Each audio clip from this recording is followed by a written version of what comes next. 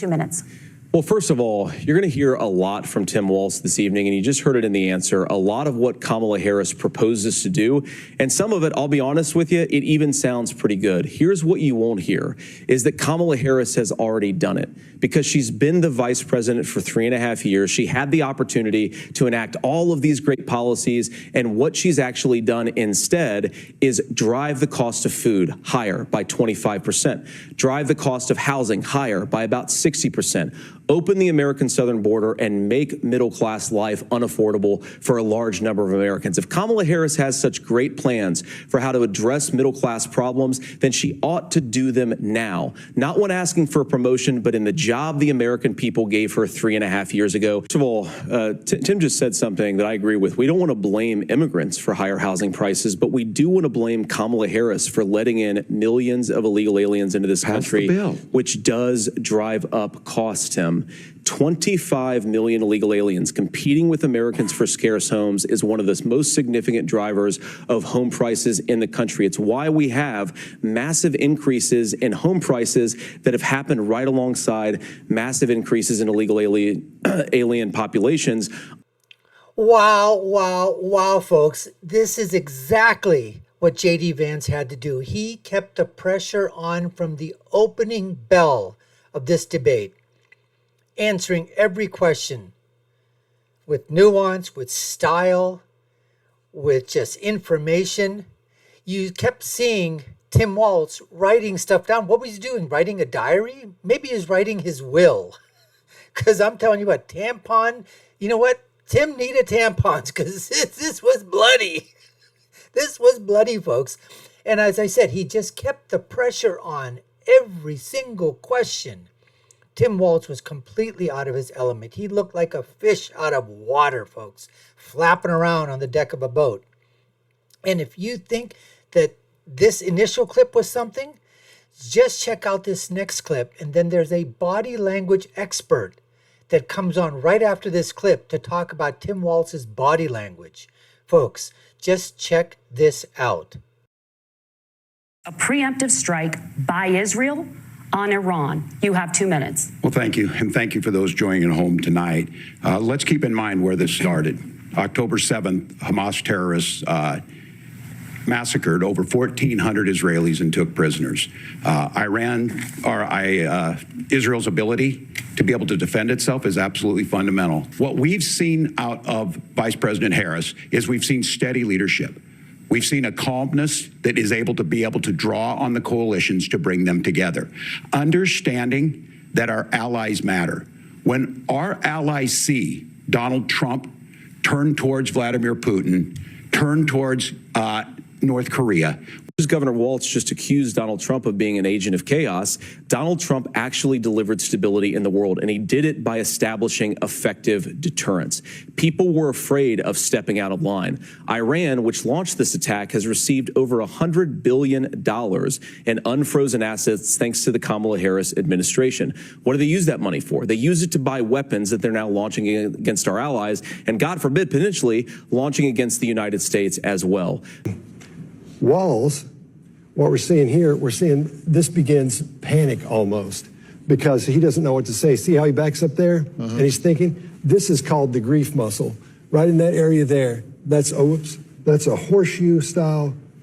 When your forehead comes together in an upside down horseshoe, that's the grief muscle. He's not sure. Right there it is, right there. Perfect. So when you say grief muscle, what are you saying that he's saying to himself right now? He's worried. He's a little panicked, and he doesn't know what's going to happen. He's got the idea of what he wants to say, but he doesn't know. So that body language expert is saying that's the grief muscle. Good grief. It's the grief muscle. See how he backed up over there? Didn't know what he was saying. He was scared. He was scared shitless, folks. He was crapping his pants. I wonder if he wore diapers to this. Maybe he borrowed some diapers from our president, Joe Biden or whatever. I mean, this was just this was a shipwreck, a train wreck, a car wreck, on top of whatever other type of, you blank wreck can say. I mean, this was like, he was a deer in the headlights, folks. And as I said before, over and over and over again, JD Vance just literally kept the pressure on. Full court pressure, using a basketball analogy, full court pressure the entire night.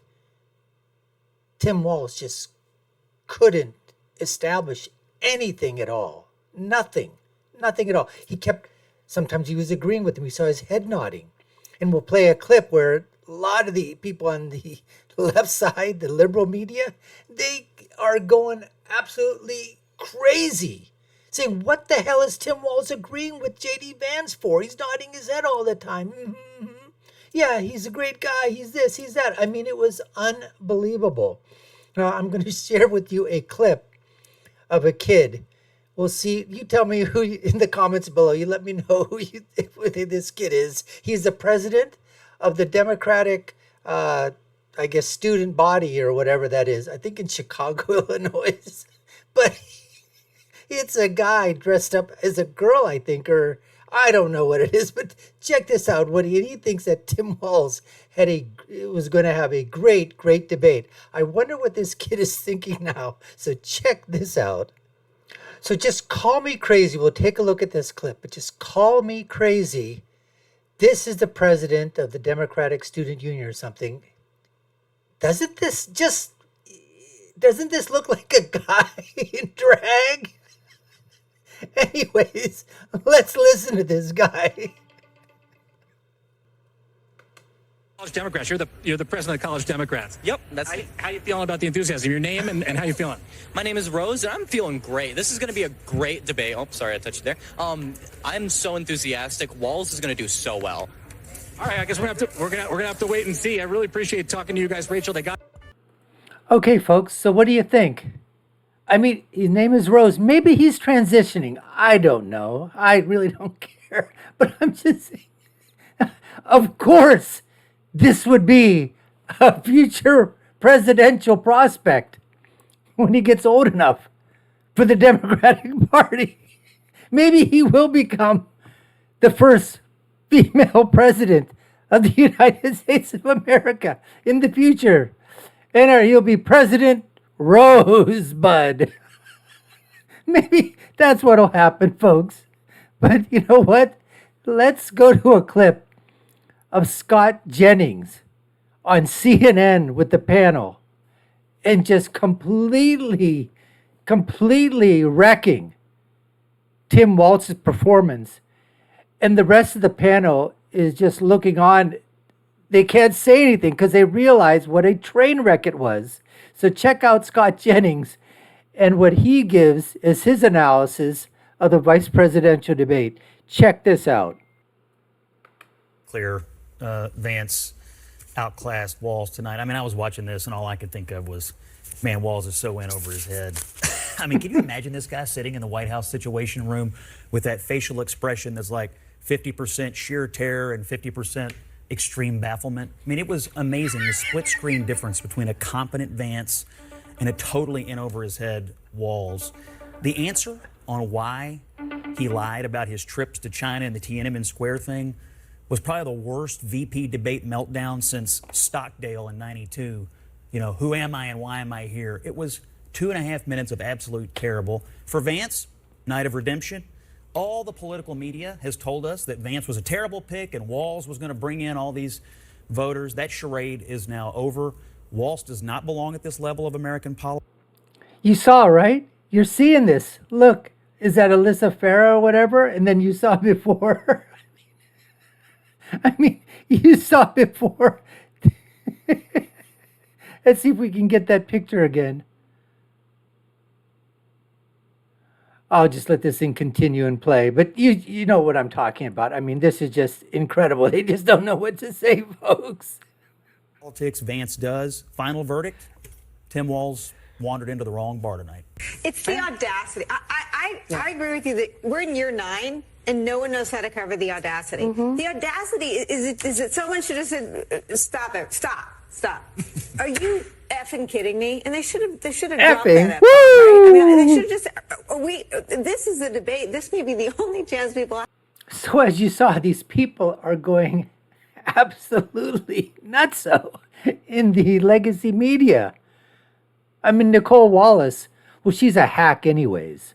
She's not even a journalist. She thinks she's a journalist. She thinks she's Republican, but she's not. She's so far left. She's a Looney Tune. That's what she is.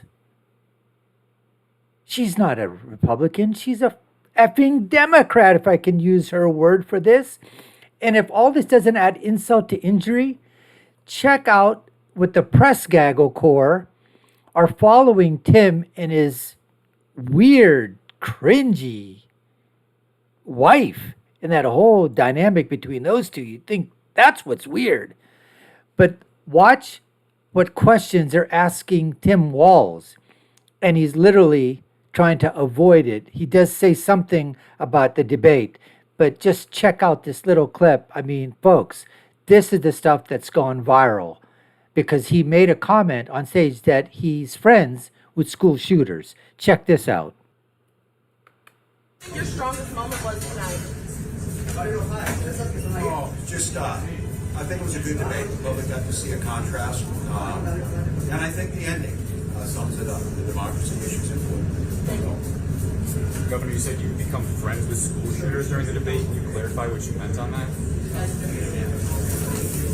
Can you clarify what you meant when you said you'd be friends with school shooters? Yeah. Could you clarify what you meant by when you're friends with school shooters? Timothy? AWOL Walz? Can you clarify that you're friends with school shooters?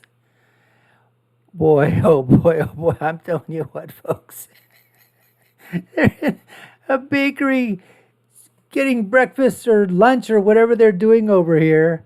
And that's out of the entire debate. You see what happens when you start focusing on those clips that are just basically made for social media, made for memes, made for public consumption, made for the political arena. Wow, wow. You talk about the slip of the tongue. That was devastating, folks. Absolutely devastating. Because you know that's going to be played over and over and over again in Republican attack ads. You know that's what's going to happen.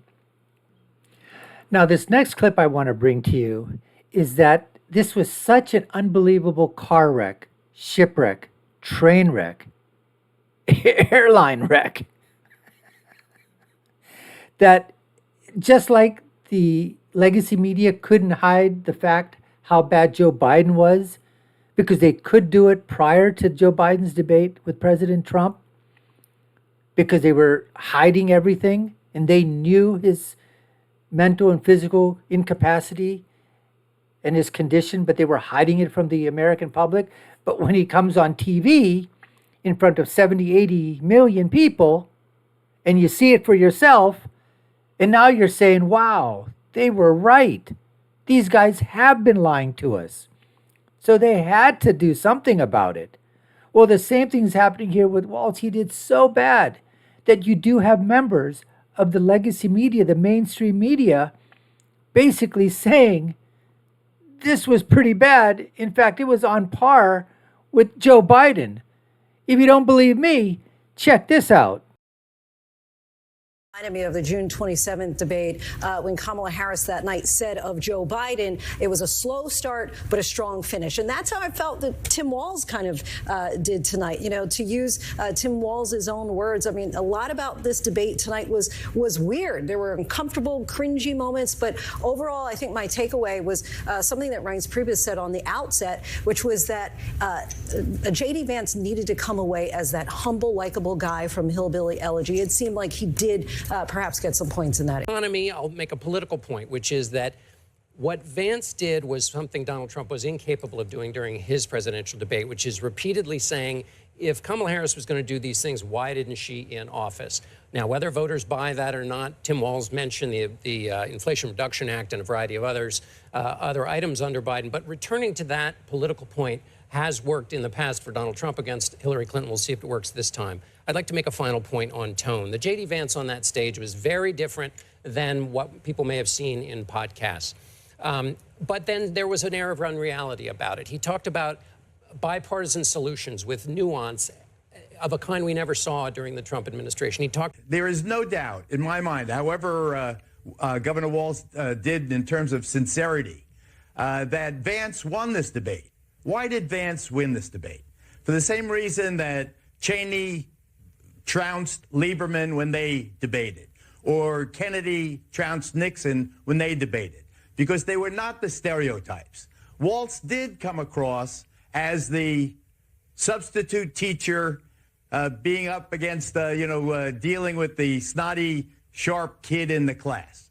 But Vance didn't just take that stereotype. Vance proved himself to be someone who could moderate his tone, who could be agreeable where necessary. He wasn't the wicked, aggressive stereotype that the mainstream media has made him out to be. So Vance, to me, propelled, as Cheney did and as Kennedy did, I think Vance propelled himself. And believe me, I don't particularly care for 90% of his policies. And I think Governor Walz is a very, very sweet guy, nice guy, apparently been a good governor and congressman and so forth.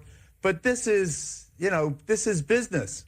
And I think that in terms of the business of who wins a debate, it's a vice presidential debate, the only one. And, you're nice, okay, maybe this, maybe that. Where was, I think that Vance emerged absolutely unscathed. And I think Walz tread water. Yeah.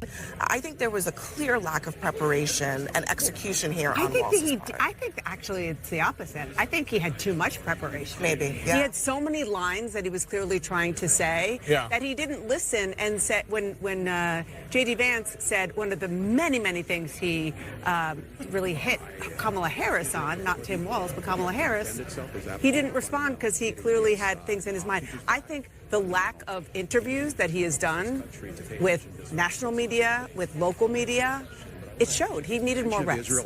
Yeah, no, I agree. I mean, JD Vance is much more experienced at this, at public speaking, at defending himself, at pivoting. Yeah, and then there is MSDNC. Take a look. And I actually think if you're a woman, that might be the worst moment JD Vance had, because he was going to mansplain right over that mute button.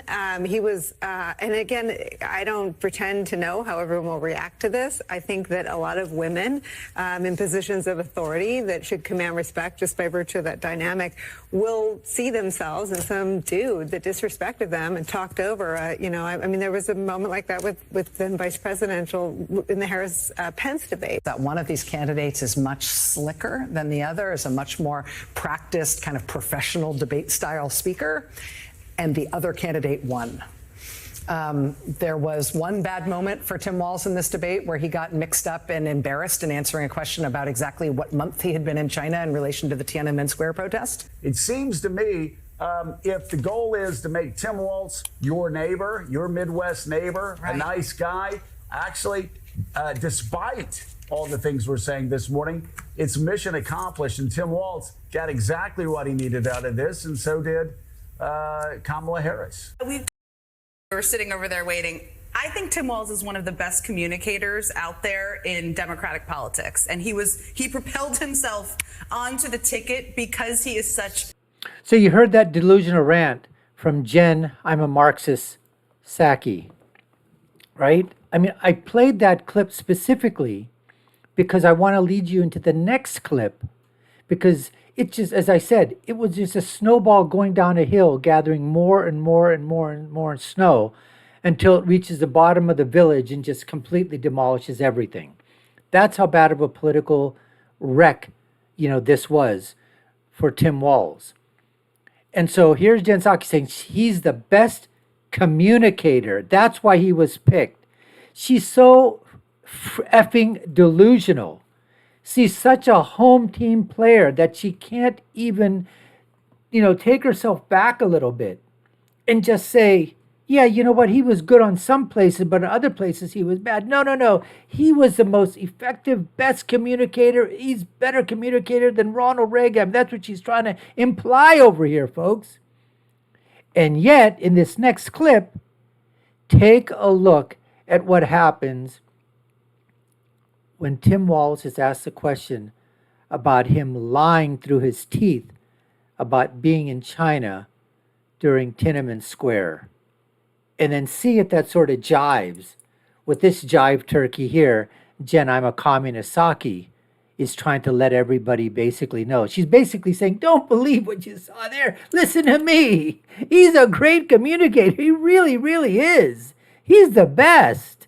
That's why we picked him, because he can communicate so great. Check this out. Made 0 mistakes, and Walz made 2. Said he was friends with school shooters, and then couldn't explain why he was in China or wasn't in China. That was very strange. All right, let's just play that soundbite. I think it's X4. Let's just play that moment where he gets fact-checked. Governor, just to follow up on that, the question was, can you explain the discrepancy? All I said on this was I got there that summer and misspoke on this. So I will just, that's what I've said. So I was in Hong Kong and China during the democracy protests, went in. And from that, I learned a lot of what needed to be in governance. Oops. I mean, he said he was in China during Tiananmen Square. I wasn't in China. That's pretty bad.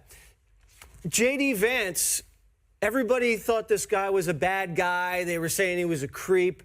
He looked beautiful tonight. He looked humble. He looked earnest, sharp, 20 years younger than Walz, new generation. I thought he was very polished. And then Walz didn't do what Walz was supposed to do. He didn't help with men tonight.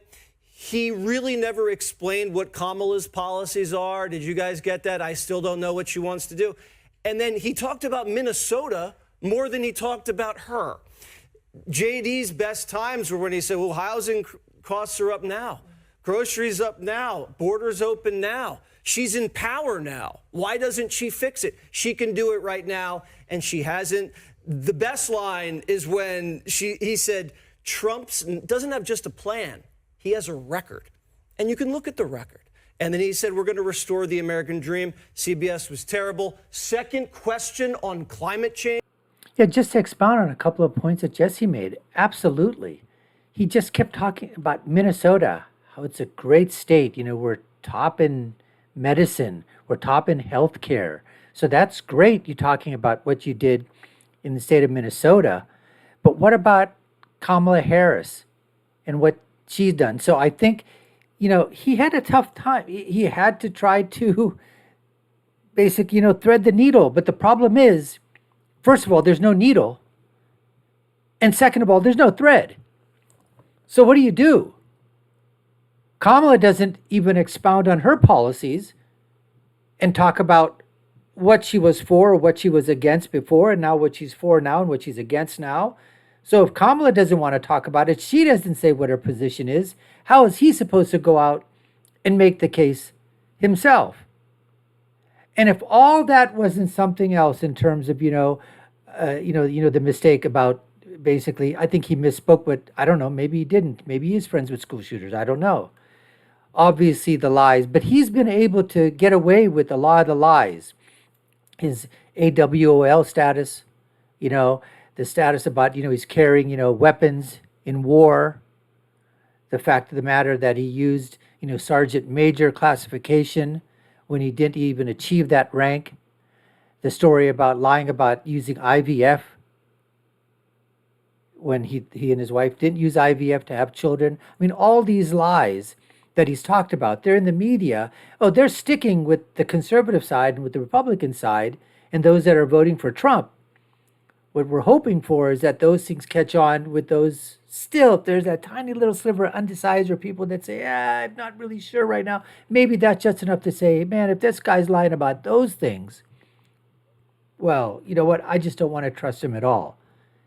And as a candidate, that's what you're hoping for, that these lies sort of come to they see bubbling right there at the surface, and they're just enough to sway people to vote for Trump.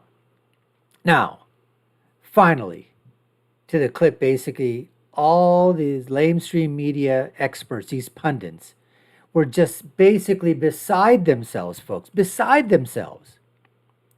Because they couldn't understand why Walz is nodding his head in agreement so many times with JD Vance. And basically, being chummy with him. Saying, yeah, I think we can work. And they're saying, what are you doing out there? What are you agreeing with him? What are you nodding your head in agreement for? You can't be doing that. You got to be mean. You got to be tough. You got to, it's a political debate. This isn't the PTA. You got to go on the attack. So check this out from the legacy media, folks. It's a total freaking meltdown.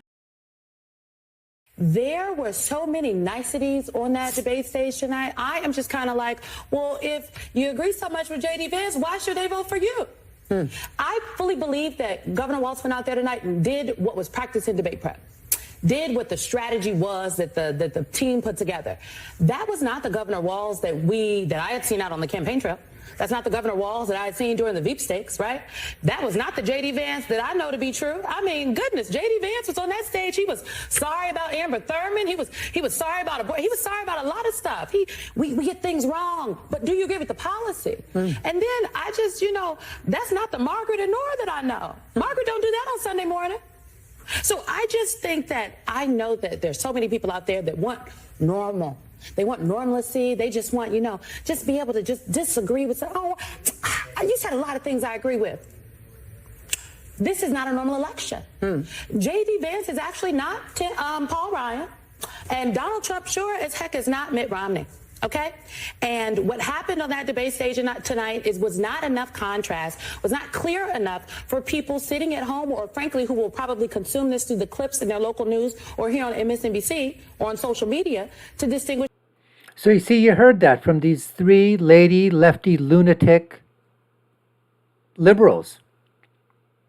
I mean, it's like watching The View, other than the fact that their IQ points might be a couple of points higher than that of The View.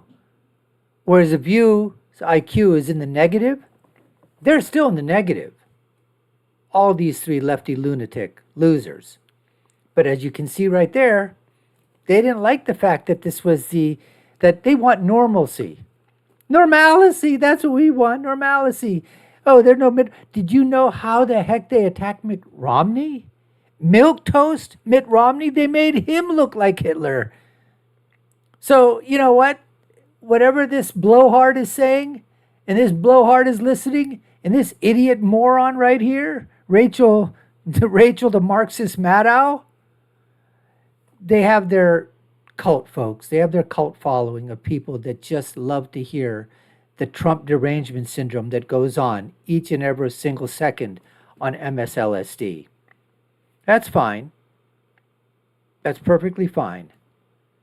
But in the end, we all saw with our own eyes, we heard with our own ears, and we know what a train freaking wreck this was. And that JD Vance was his normal self. Tim Walz was his normal self. This is how these guys are. One is just so far superior, both in intellect, both in the presentation, both in the way that he articulates everything, knows his positions, knows his strengths, knows his weaknesses, versus Tim Walz, that is absolutely none of those, folks. And it showed this was normalcy. This was their true selves. This was a great night for JD Vance. And all that other crap that we heard before, that, Trump's thinking of dumping Vance, they're thinking of second guessing. Folks, that was just crap that's being put out there by the press to just foment distrust and foment all kinds of grief and, fear amongst the Republican and the conservative base. None of that was true, but you know how the media works. They just want to foment this stuff out there. Same thing with these polls, these push polls that pull out there. He's up, he's down. You go, oh my God, he's down by 3. What's going on? We're losing. Oh, he's up by 1. Hey. Oh, he's down by 5. What? All that stuff's going on. Anyways, we appreciate you taking the time to watch. You've been watching the Dr. Nasser Shake Show. I'm your host. My name is Dr. Nasser. If you haven't done so, please subscribe to the channel, like, share, and follow. You all know what to do. Take a look at our video links here and below. Make sure to comment, share, Would love to hear what you have to say. What'd you think of the debate? Who'd you think won? My final thought, as always, is when you're right, you're right. And when you're left, you're wrong. Until next time, folks, take care and stay safe.